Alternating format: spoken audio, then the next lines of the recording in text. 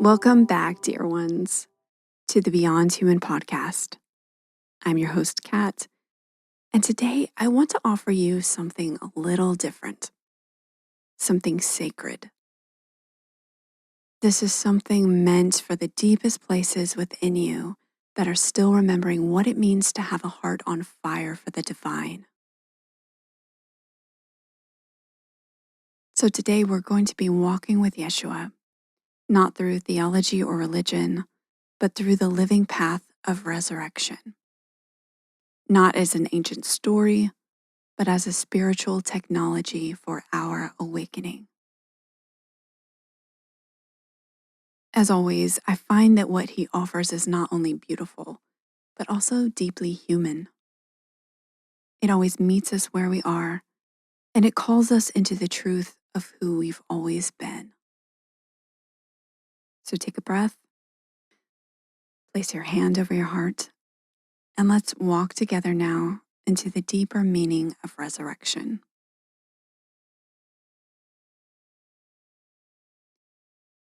So most of us were raised with some version of the Easter story. Jesus crucified, buried, and risen. For some, it was a tale of salvation. But in the great spiral of awakening, this story is not something to believe in. It's something to live through. Resurrection isn't only about what happened to Jeshua. It's actually more about what is happening within us. So there comes a moment on every spiritual path when something in us must die. A belief, an identity. Sometimes it's an entire lifetime of conditioning that once kept us safe, but it no longer fits who we are becoming.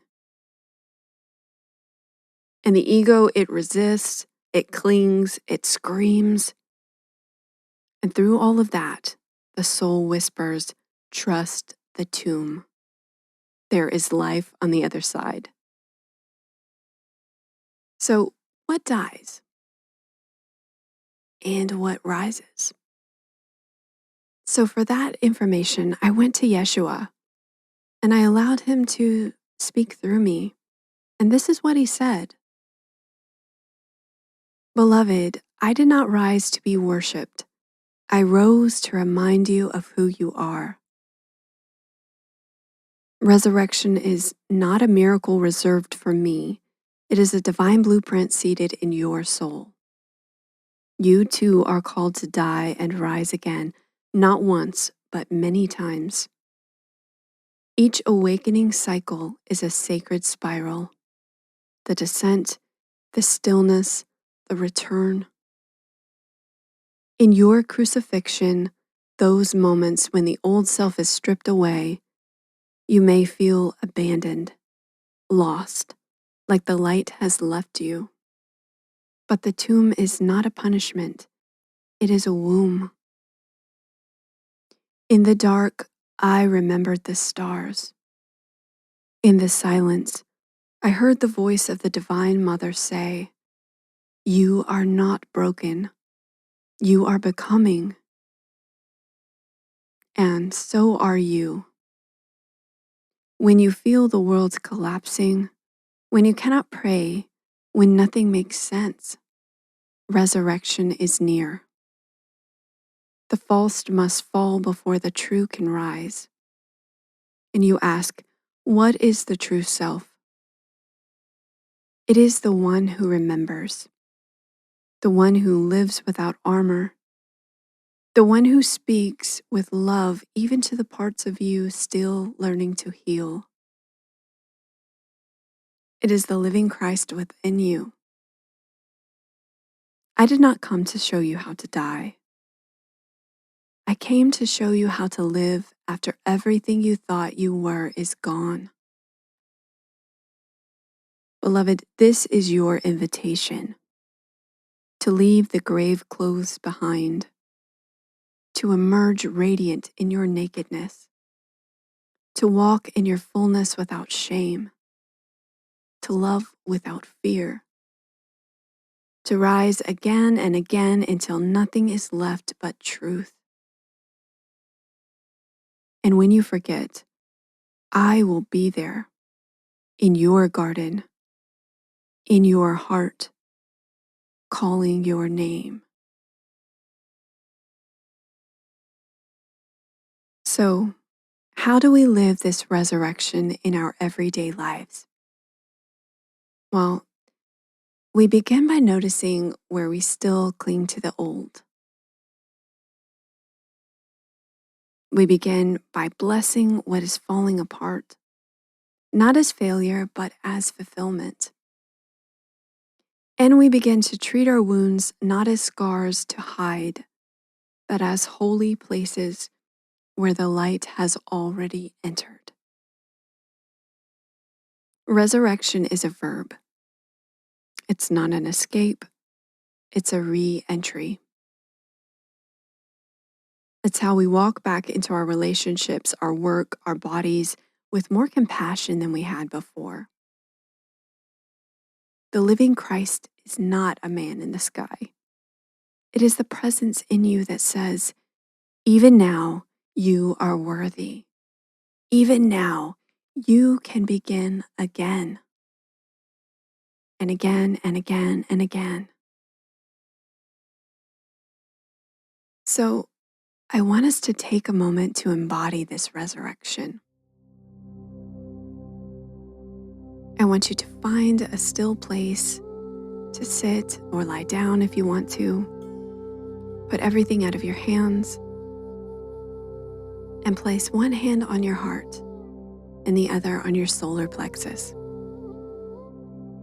Close your eyes and just breathe.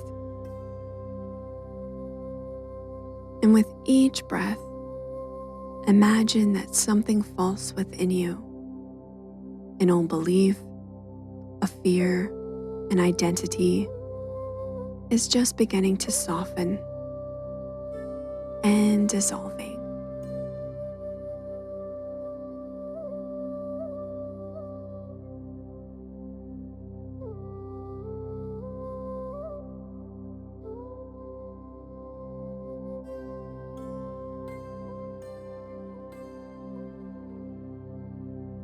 Now I want you to whisper inwardly, I am willing to die to what no longer serves me.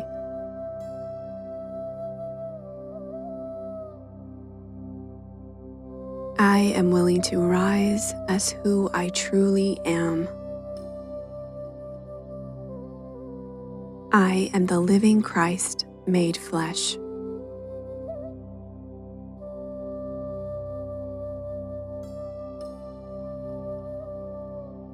And now listen for Yeshua's light language. Allow his presence to wrap around you like a radiant shroud of golden light. Don't try to understand it, as it is a frequency beyond words. It holds codes of renewal, remembrance, and embodied awakening.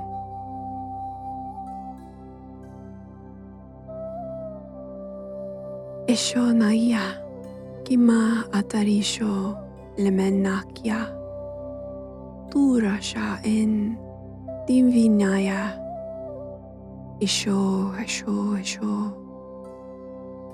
kiyama eloashtaya, urai natea, sabariyananda hakai,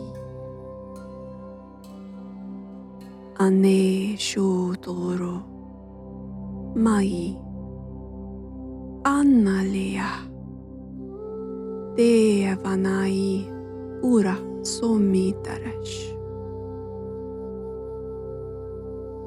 Beloved child of light, you are not broken, you are blooming. I am here, I have always been. Let the false fall away, let the sacred rise within you. You are the new dawn, the breath of Sophia, the flame reborn. I place the seal of remembrance upon your heart now.